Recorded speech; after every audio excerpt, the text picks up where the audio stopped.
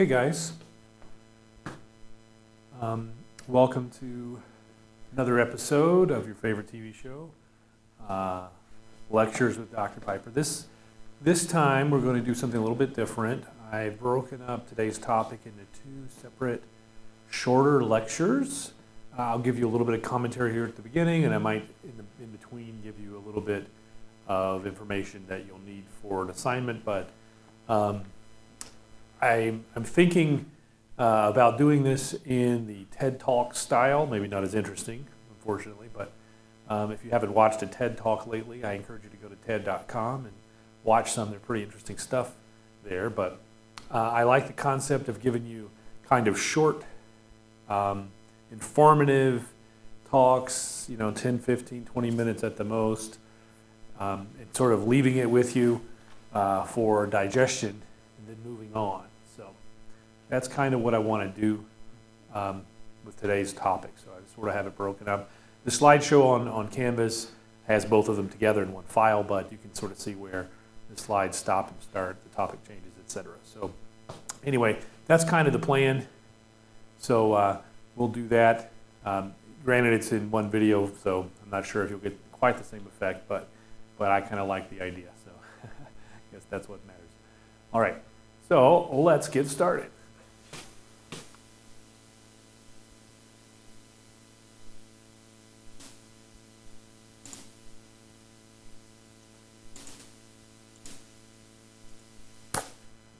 Okay, today's topic is the Americans with Disabilities Act. The ADA is something that I know some of you in your projects are considering, and rightly so.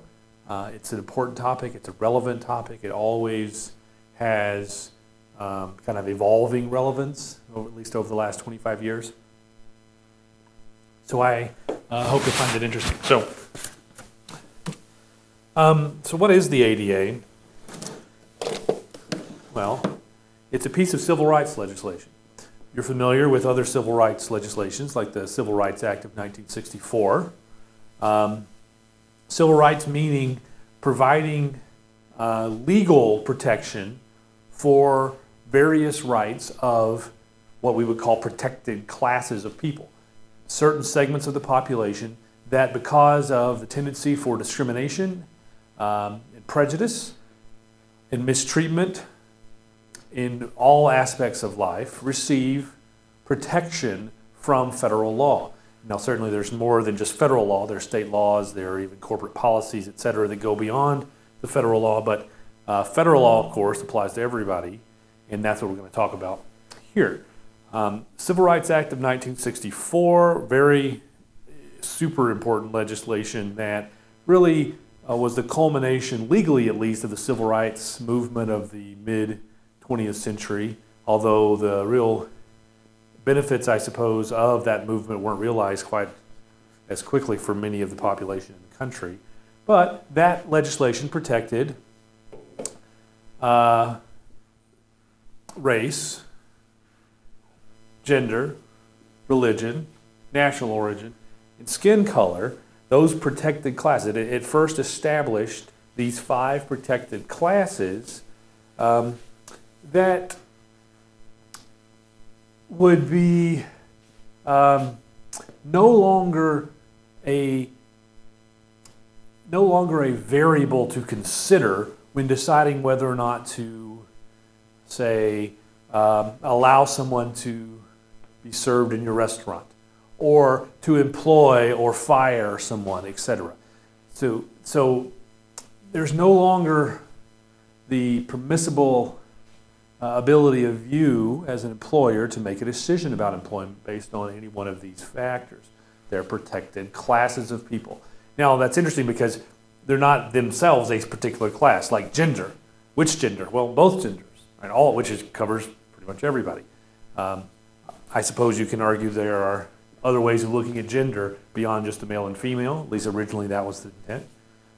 Race, what race? Well, all races. What national origins? All national origins. So it's not necessarily separating people into those classes. It's simply saying if those classes are, if those factors are a reason for discriminating one person from another, then that is unallowed. All right? So that's the idea of the protected class. So the Civil Rights Act of 1964, you've probably heard of. What about the Age Discrimination Employment Act of 1967? That one you may not realize. That added a protected class of age. In this case, it does distinguish one group from another by its very definition. In other words, you cannot discriminate, at least in employment. You cannot make an employment decision based solely on someone's age or on factors that are really derived from age, such as gray hair or something like that, right? So, but only if they're 40 or older. So you can make that decision if they're too young. That seems a little weird, but that's the way the law works. There are others, right? Veteran status. Okay.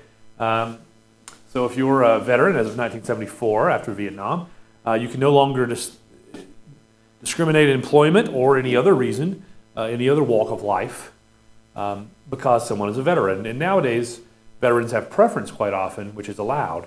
But to say, no, I will not hire a veteran, or I will not allow a veteran to come into my business, or I will not allow my child to go to school with a veteran. I mean, those things are discriminatory and not allowed. Veteran status is a protected class. So is pregnancy. You cannot refuse to hire, refuse to serve, refuse to go to school with someone who's pregnant. Now that's a little bit more touchy because there are a number of schools that do separate pregnant women, students in high school or whatever, from non-pregnant. So there's a potential challenge there. And that goes back to 1978. More recently, you have genetic information as a protected class. So I cannot use your genetic information to make a decision about your employment, about any other civil right that you have, you know, housing, marriage status, right? I cannot, say we no longer, in this state, we will not allow people of certain genetic makeup to be married. And the reason that's a big deal is because certain people might be predisposed genetically to developing various issues, cancers, diabetes, something like that, other genetic disorders, and maybe I don't want to deal with that medically, so my insurer is going to not want to protect them. So if I were to rule them out of my employment, I never employ somebody, then I can get lower insurance premiums, right? No, not allowed. So all these protected classes, federal protected classes exist, and there certainly are other protected classes that various states and municipalities have enacted. Sexual orientation is a popular one, but there are others. Washington, D.C. is a kind of a major, I think they have the longest list, or they used to. And there's disability. Disability is a protected class just like all the others. It is a civil right, a civil rights issue to deal positively with those suffering from disabilities. Thanks to the Americans with Disabilities Act of 1990, we call that the ADA. So when we say ADA, we're talking about that, all right? Now, I should mention the ADA, although it does go back to 1990, there was a major amendment in 2008. And as of 2013, all of the acts and various subparts of the amendment are in effect. So even the ones that had a little bit of delay are now fully in effect as of the end of 2013. So we're on board. We'll talk about what's changed. But what is the ADA? Okay, well, it's a law, so that means it has a lot of legalese, a lot of technical definitions, a lot of wordiness, and as a lot of these civil rights laws have, they have various titles that have different levels of focus, different entities that they focus on, etc. So Title I focuses on employment.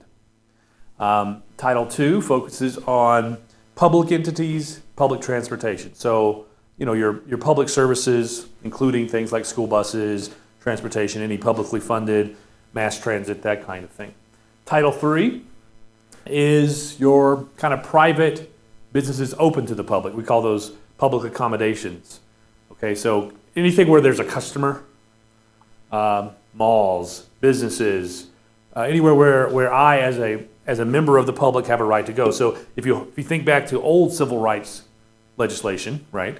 If you think there, You'll remember that someone, because of their skin color, might be barred entry into a restaurant or into a movie theater or something like that, right? Those are privately owned but open to the public. And so again, this would be applied here in Title III. Title IV is a little bit more obscure. It's a telecommunications title.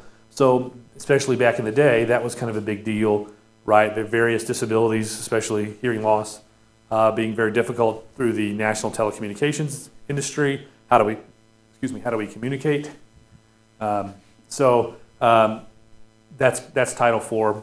And then Title V is kind of an amalgam of various exceptions and special rules, first and foremost being that in addition to private industry and municipalities and whatnot, also Congress is under this law. So the actual institutional, the congressional institution, but not all of government, okay, Congress specifically, which is interesting. And there are exceptions, as I said, one being drug use, not considered a disability. We'll talk about some more exceptions like that later on. So let's talk about ADA and employment. That's Title I.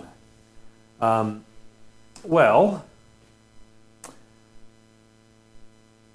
the first thing you need to know is that in order to protect disabled workers, we had to establish a few definitions. The first being that the protection is guaranteed to a qualified individual. So what is a qualified individual? That's a person who has all of the education, skills, experiences, etc. needed in order to do the job. In other words, only qualified disabled people are protected. If you're not qualified for the job, they have very many reasons not to offer you that particular piece of employment. Or if you are not qualified for the job or for the promotion to the next level of the job, there's no reason you should expect to get it just because you are disabled. That's what qualified individual means. A lot of people have a prejudice sort of towards civil rights legislation because they think there are quotas or things like that. So people get privileges because they have a disability or because they're a certain race or a certain gender or have veteran status, which perhaps actually is true under certain situations. But in this case, no, you do not have to hire a disabled worker because they are disabled. You hire them because they are qualified. And they must have a disability in order to be protected as well. So they need to be a qualified individual with a disability. If they meet those two criteria, then it is illegal for you to discriminate against them on that basis alone. We'll define what all is involved here in a second. So when we say discriminate, what kinds of decisions might you be discriminatory in? Well, we're protected from being discriminatory in recruitment. In other words, in who are the people that I consider for my position. Right? Do I only recruit fully abled individuals or do I recruit everyone? In hiring and firing, obviously who I hire and who I terminate cannot be based solely on disability or even partly on disability if that's a legitimate reason for my decision. On compensation and benefits, what I pay them and the opportunities they have, and benefits can be construed broadly in that if there's a swimming pool that I have access to, such as here at the School of Mines, I have access to a swimming pool. Well, actually, I think yesterday the access ended to the swimming pool. But up until yesterday, I had access to a swimming pool during certain hours of the day. But if I were disabled and for whatever reason that access was no longer was not really available to me as a disabled worker, then that is a problem under ADA. That's a benefit. Perhaps I chose this job over the other university I could work at solely because of the swimming pool. Now that's unlikely, but I could have. Maybe I really like swimming. Maybe it was really convenient. And now I've developed a disability, I no longer have that access, even though all the other faculty might. So you have to consider how to accommodate me there. Promotions, we mentioned that. Training. If we provide free training to all of our employees, but, oh well, Mr. Jones, you're in a wheelchair, doesn't make sense to provide you forklift training, so we're going to you just probably will, we're not going to dock you any pay or anything, but you just probably won't have access to that particular position. So we're not going to train you on that. That's not allowed. You have to figure out how to accommodate. Job assignments. I can't just say there are certain job assignments that I just don't want to give to my disabled workers, right? It's unsightly if they are the front desk receptionist, right? They have a prosthesis, or they're a double amputee. I don't really want them greeting my customers, right? That's not allowed. You can't make those kinds of assignment decisions. Vacations, seniority, and anything else. Any other reason that you have for making those decisions are not allowed. The disabled individual is a qualified individual not only if they have the requisite education, experience, skills and abilities, etc., but also if they can perform the essential functions of the job. And this is really what distinguishes what you're allowed to discriminate upon and what you're not. And it's not just really an ADA. This is really something that's growing in any aspect of employment, regardless of disability or not, is that you should not make decisions about employment, any of those things we just mentioned on the previous slide, should not make those decisions based on anything except for essential function performance, not based on other things. So let's talk about essential functions.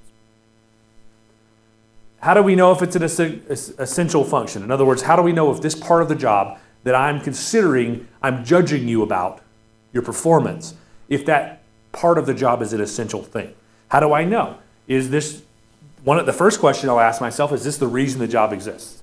So I'm a professor, and I'm standing in front of the classroom, which happens to be completely empty, teaching this class right now. Will we say that is an essential function of my position? Well, if I didn't do this, I probably wouldn't have a job, right? The reason they put out a hiring call for my position is so that, among a few other things, but specifically so that I could do this function. So yes, this is the reason my job exists, to do this thing I'm doing. A few minutes ago, I was emptying my trash can. Okay? That was not a reason. They did not put out a position call 4 years ago because they needed the trash cans emptied. And oh, by the way, since you're here, you might as well teach some classes and do some research. Right? That would not be an essential function, at least according to this first question. Are the skills and abilities needed to perform it available from anyone else? That doesn't mean that it's not essential as long as one other person can do it, but it might be essential if there's no one else that can do it. Okay? It may not be the reason you were hired, but if there's nobody else on this campus that can do the thing that I do, even if it wasn't originally why I was hired or why my job exists, but it's one little facet of my job that I'm the only one that can do. Then, so for example, I was hired to teach industrial engineering courses. I was not hired to teach ergonomics and human factors engineering specifically. I'm assigned that task on a yearly basis by Dr. Kellogg. However, as of right now, there's no one available to teach that class. Dr. Kirk is completely tied up with his courses. He cannot add another. And there's no one else on the faculty comfortable with teaching it, or anywhere else on campus as well. So teaching this particular class, even though it wasn't the reason I was just hired to teach. But that particular assignment, there's no one else to do it. So perhaps teaching this particular class is an essential function for me because there's no one else with the requisite skills, abilities, and availability to do it.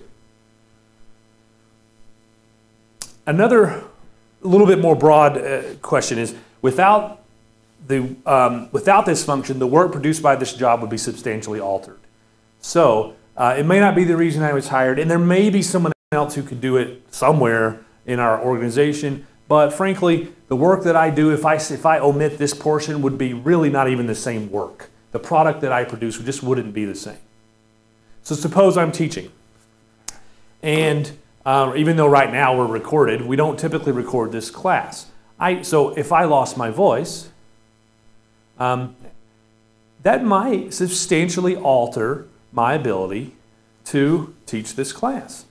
Okay? How else would I do it? If I could no longer speak, we probably could come up with an accommodation, but one could also make the argument that the ability to speak aloud is critical to this particular job, because without it, even though the job could probably be done, it would be substantially altered. You all would have to read only from what I produce, or we'd have to come up with a Stephen Hawking-esque program that reads my thoughts that I communicate by some other means, right? And I'm sure we could come up with it, but it's probably going to be substantially altered. So perhaps being able to speak is an essential function of my position. What doesn't count is historical precedence. Well, the secretary is always taking out the trash. So we need a secretary. If you can't go up and down the stairs. Go upstairs. Yeah. Just a second. Sorry. That's all right. I hate that when people interrupt me like that. So. Well, thank you, Dr. Kellogg. That was interesting. Anyway, back to it.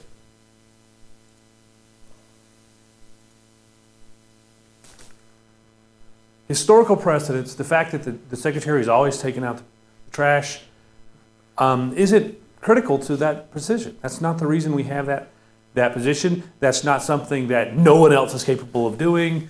And that's not something that the secretarial work will be substantially altered if she specifically doesn't take out our trash, just because that's who took out the trash last year. So that would not be just historical precedent. It's been done that way. It's not a good enough reason.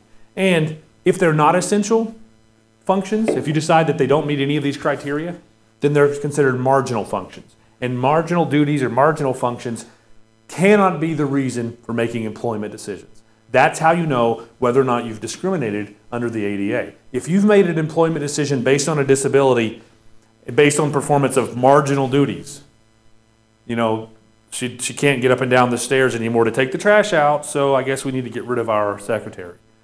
That's a marginal function, and you cannot make that decision. However, if I can no longer stand the sight of you people anymore because of my inability to stand up here and tolerate you, maybe I have a cognitive challenge, and I just can't concentrate on when I see all your faces and it annoys me or whatever. I have one of those kind of challenges, social anxiety or whatever, and it really prevents me from being in front of the classroom. Perhaps that is, even though it's sad and we all want to accommodate my disability, perhaps though that's still reason enough to discriminate in this particular position. Maybe we need to find me something else to do.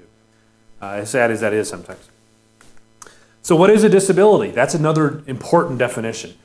First of all, it's a physical or mental impairment that substantially limits a major life activity. Not just kind of limits, and not just limits a minor thing. It has to substantially limit a major life activity. All right, that's been the definition since the original act.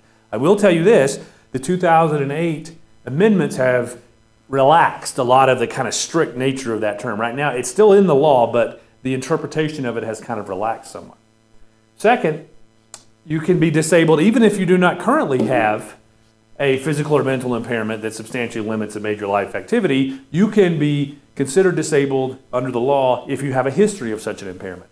So just have, I'm a cancer survivor even though I don't have cancer anymore, okay? And, or if I just have the perception of having an impairment even if I don't. I don't mean to sound crass right now, but if I were to say that I think that person has a mental defect, and I look at them because I have a prejudice towards those with cognitive or mental defects or disabilities or what other crass term I might use that's not very sensitive, and I just see them and I think that they're disabled in that way, and so I make a hiring decision not to hire them because I think they look mentally disabled, and I don't want to deal with that. That would be obviously a violation if they were mentally disabled, and I were doing that. But what if it turns out, oh, they're not really mentally disabled? So they don't really have a disability? I just think they look like they do, but I guess I lucked out then. I guess it's okay. No, the law says treating someone as though they are disabled and then deciding not to employ them is still a violation of law, even if they're not actually disabled. Because people have a lot of prejudice towards you for many reasons, of course, for many people, but if you cannot decide, say, that I don't like women and I'm not going to hire them and I'm only going to hire men, and I see a guy, but he, has what I consider to be feminine features, long hair or, a little more petite than the average guy, or just whatever reason I think that this particular guy looks like a girl, and I don't realize he's a guy, and so I just say I'm not even going to interview that woman because I don't like women. Turns out he's a guy. But I still can't make that decision. I'm still basing that on gender, even though my perception of what gender he was incorrect. I cannot make a decision of employment based on disability, even if my perception of whether or not that particular disability is present is incorrect. I still can't make the decision to hire or not hire or any other employment decision based on what, in my mind, is a disability decision. Okay, does that make sense? So the perception of having an impairment under the law, you cannot be prejudiced even if I just think you're disabled. Okay, so it's a little bit confusing, but I think you might have it. So what's not considered a disability under the law, being a cross-dresser or transvestite is the term they used back then. Nowadays, that term has been a little bit more sensitized, perhaps. We don't use that term very often. But that's by definition not considered a disability. So I cannot receive protected class status or protection by discrimination because I choose to dress as what is typical of the opposite gender. Now, what I just said about the gender seems a little bit contradictory there. Under the ADA, this is not a disability. Whether or not under the Civil Rights Act of 1964 it's considered a gender discrimination, that might be another story. Or drug abuse. All right, illegal drug use is not considered to be a disability. So in other words, I can fire you because you're using drugs. Okay, so that's not a disability. All right, so how has the ADA evolved? It started off low tech. All right, this is 24, 25 years ago. Low tech. This is controlling a computer with the mouth, I believe, right there. And it's evolved into something a lot more high tech. Okay, controlling the computer screen with just your eyes. This is a very new piece of technology. You can see it right there. It's evolved from a novelty. Wow, we employ a person in the wheelchair. Isn't that great? Pat us on the back. We're doing great things. It's like when the first black senators were elected to Congress or representatives back in the 1800s, if you believe that. Oh, it's kind of a neat thing. It's under Reconstruction. We're electing black people to Congress. Isn't that amazing? And then it pretty much got turned away and it became perfectly fun to think about, but it didn't really become the norm until more recently. And it's the same way with disabilities. Now it's normal. You see accommodations, you see folks with prostheses or whatever in normal everyday life and everyday activities. It's not something to be gawked at or to be patted on the back because we just happen to employ someone in a wheelchair. It's normal, okay? We don't pat ourselves on the back anymore because we employ a woman in our company. Can you believe it? You know, we probably should feel sad if we only employ one woman at our company, right? And it's evolved from a few in employment to numerous, okay? Again, not only is it not novel anymore, it's normal. It's not just a few, it's a large number. And that is by design. That is to say, we have the law, the amendment I mentioned in 2008.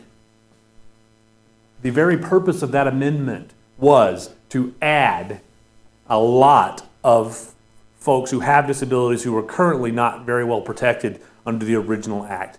So we're expanding the scope by its definition of the amendment of 2008 to say, we really didn't accomplish our mission. We didn't protect enough people. Let's bring some more in under this protective umbrella. So yes, they're growing more numerous. I'll leave you with this. It is expected that the products and systems that you design throughout your career as engineers must be used just as effectively by someone with a disability as by those without. That is expected. It's not novel anymore. Ooh, look at us, neat. We came up with a way to accommodate someone with a disability. No, it's to be expected. You should think about it in every system and every product that you design. All right, thank you.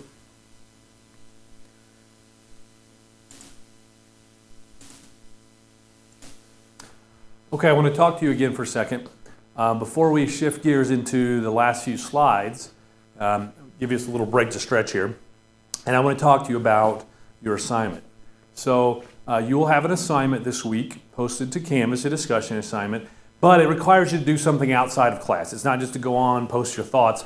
I want you to do an inventory, an evaluation, a study whatever you want to call it, low tech, low key, unofficial, informal, whatever term you need to hear that it's not something major or formal. I just want you to go find a public place, somewhere on campus perhaps, somewhere that you as a citizen have a right to be, okay? And I want you to do an ADA evaluation. Now, you can do that by going to the Access Board. I'm going to write this down. Google Access Board.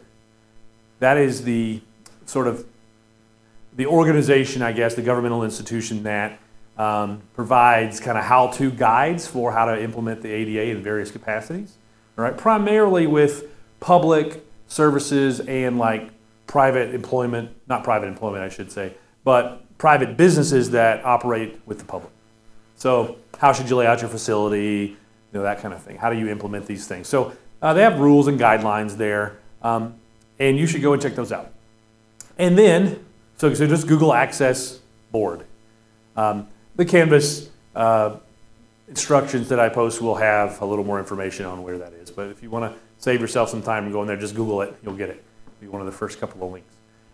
And then go out and just, give it a 15, 20-minute walkthrough somewhere and figure out what do you think some of the limitations will be for those with disabilities. And don't just concentrate on a single disability. Don't just think about it, just a wheelchair or someone who's blind or whatever. Think about all the disabilities that you can imagine and see if you can identify where the location is doing a good job, right? In other words, what accommodations have they already built into place?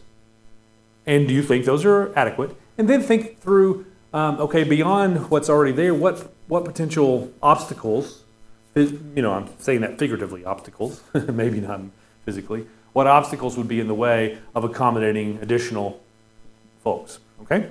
That's your assignment. You'll have a Canvas instruction sheet like normal, but I'm going to go ahead and preview that for you right now.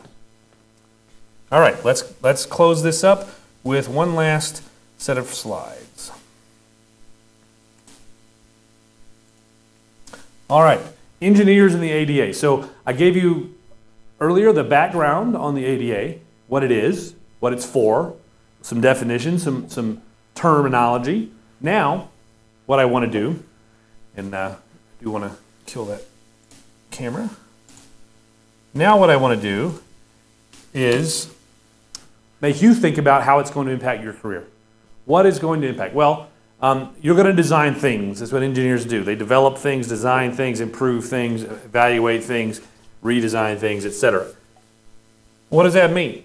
What does that mean with regard to the ADA? Well, there's really two areas that I anticipate you're going to interact with this. Number one, in the facility, whatever it is that you work, or if you're in the design of facilities, any of the facilities that you have a hand in designing, whether you work there or not. Okay? In the facility and the work itself. Okay? You, especially if you're an industrial engineer, you're going to be in the business of designing work for people to do. Right? We don't just design our own jobs, right? We design the jobs that other people do. And so whatever that work system is, the ADA is going to play a major role. And as I said, it's going to grow and grow. So let's look at the facility side of it. Within your facility, you have really two customers with regard to ADA implementation. First are your own employees. The faculty, if you're here at the School of Mines, or the staff, the employees, the line folks, the staff folks, whatever. Management, all of it, okay?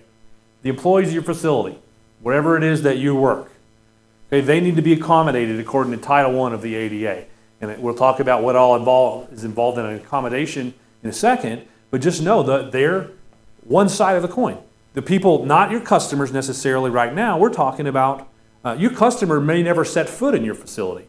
Maybe you're not a retail operation, right? You're doing just behind the scenes work, doing sub-assemblies. You're going to pass that on to final assembly in another place, another company even. And so you never even see your customers. You're 2 or 3 people upstream from your eventual customer, right?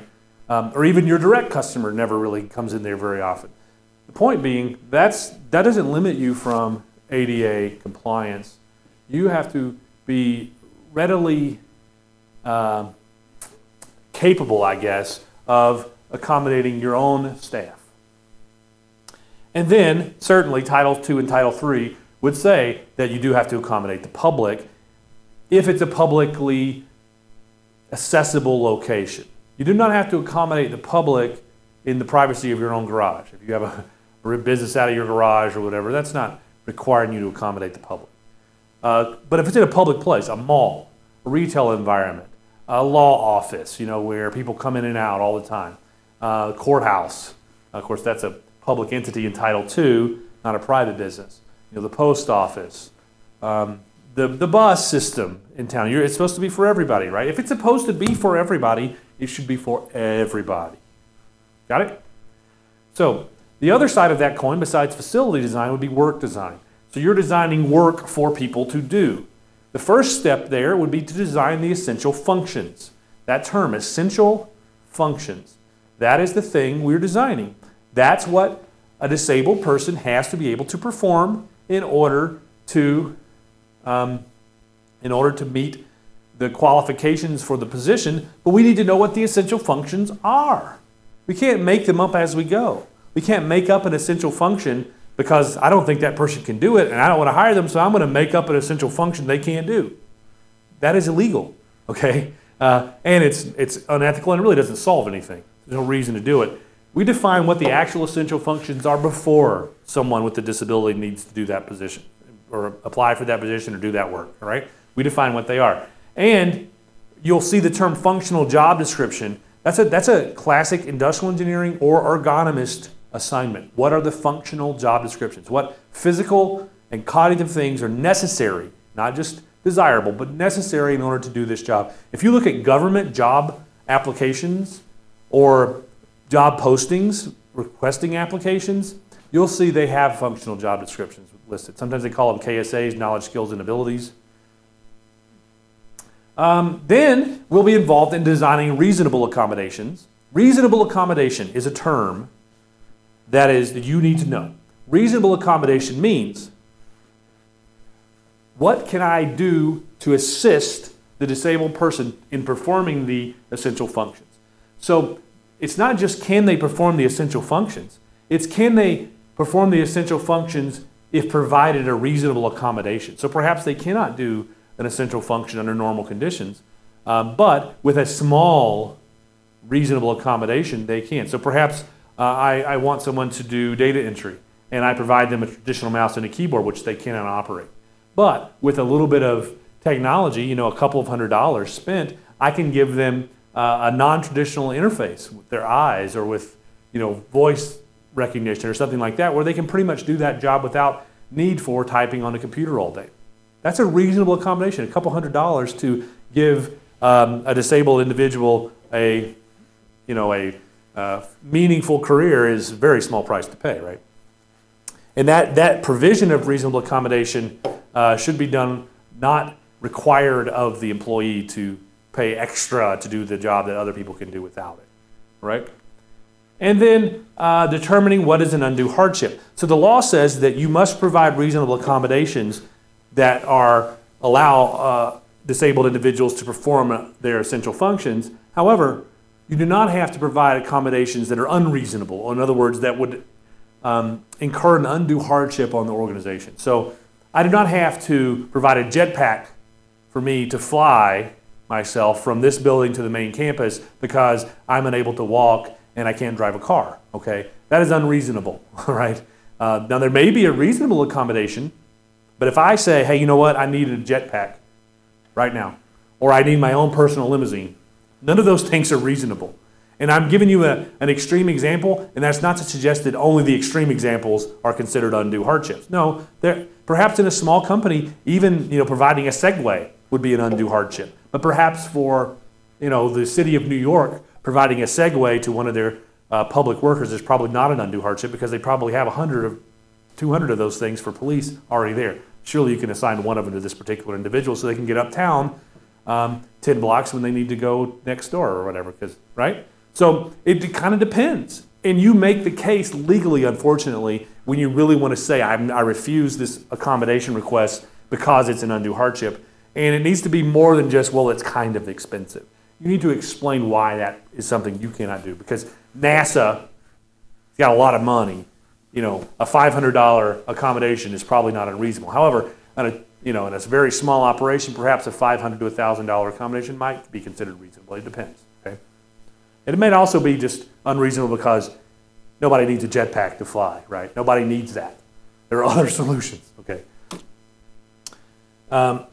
One thing that is considered reasonable would be reassignments to different operations sometimes. Sometimes that's just temporary, right? And deciding what those assignments are a major decision of engineers, right? How do I know that the assignment that I'm giving this person is not going to be affected by their disability?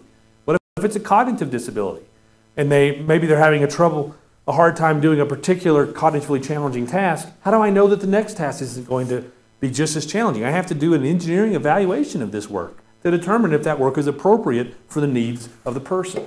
Okay? So the EEOC, Equal Employment Opportunity Commission, has given 9 rules of construction, and that's the most confusing name ever, but that's what they call them. There's nothing to do with building construction or anything like that. Construction, I don't know why. But anyway, they have 9 rules. Maybe we'll just call them the 9 rules. And I'm going to go through these real briefly. All they are is to kind of guide you on how to interpret your role in the ADA with regard to employment.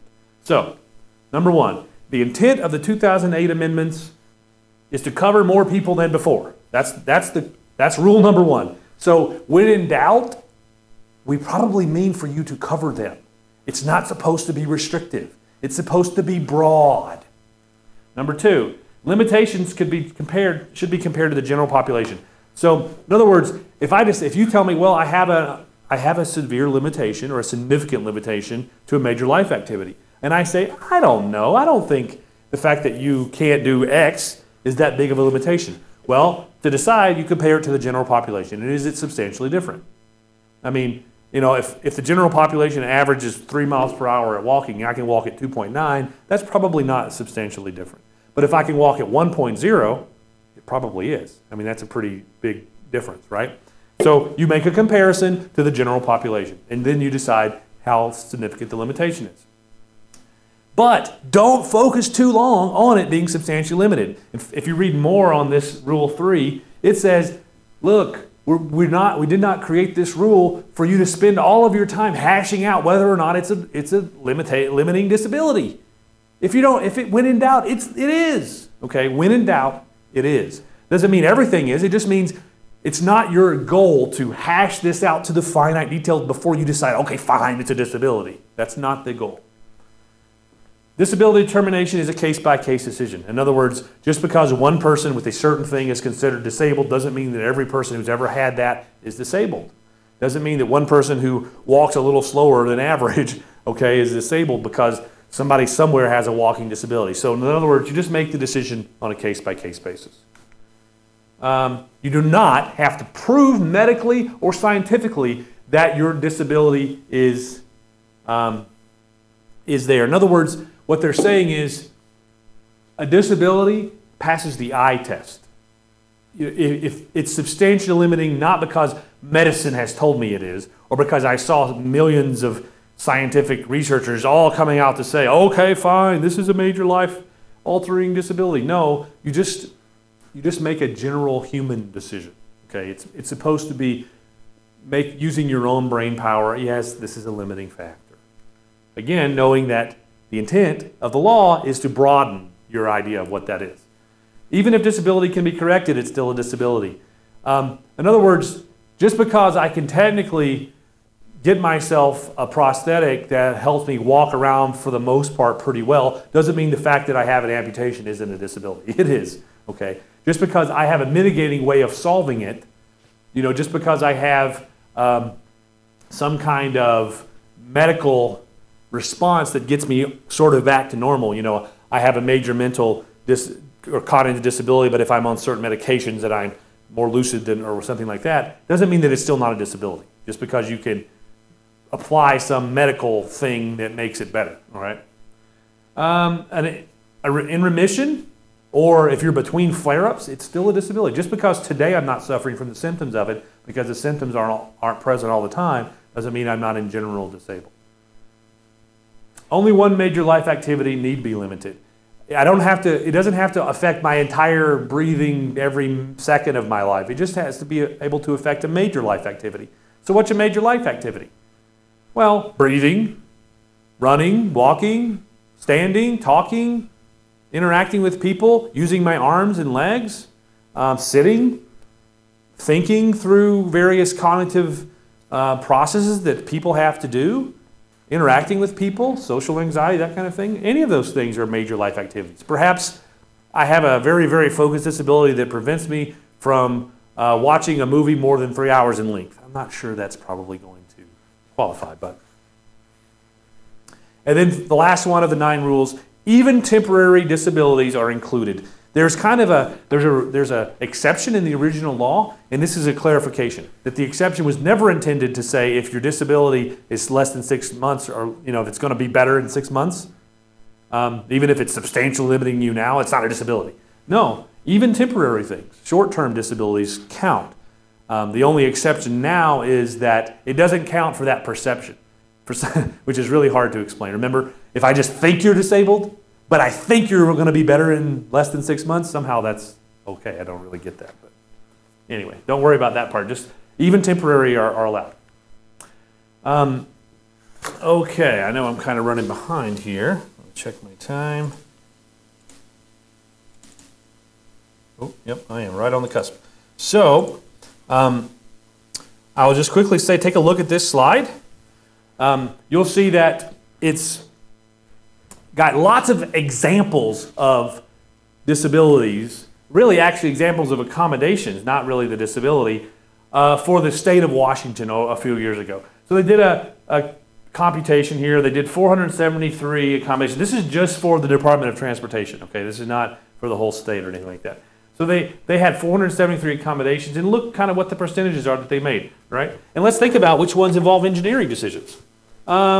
Okay, acquiring and modifying equipment, right? We're involved in that kind of stuff. We might be involved in a work schedule, especially industrial engineers. We design a lot of work schedules. Maybe not telecommuting other than the hardware. Probably not whether or not we have leave, but light duty we will be, because we need to define, especially in ergonomics, what's physically acceptable, what's not, right? Policies, maybe not. Job restructuring, boy, methods. We do methods engineering. Of course we're going to be involved in restructuring the methods and duties. Facilities, that's what we do. Vacant position, we may get involved because we may again have to do a functional assessment of whether that position is appropriate. Medical exam, we're not going to do that. Probably not going to be involved in these. Change in supervisory methods, maybe not. But you can see there's quite a number of these. So, if we add up the percentages, look at that. That's quite a bit, okay? Just those. And then the facilities, right? So that looks like somewhere in the neighborhood of 50, maybe more than 50%, probably between 50 and 60% of the accommodations are things that engineers would be involved in. So again, don't think this isn't you. It is. This is you. So do not assume ADA compliance is exclusively for HR, hiring, firing, promotions, that kind of thing, compensation. The number of disabled workers is going to increase dramatically throughout your career. That is by law, they've defined it that it's supposed to. Plus, we just know things like the workforce ages, we live longer, people are, and just we're going to evolve in our understanding of what disabilities are, et cetera, et cetera. Engineers will lead the way in providing accommodations and access. Do not think we will trail behind. We should lead the way. And do not get left behind in this. Thank you, and see you later.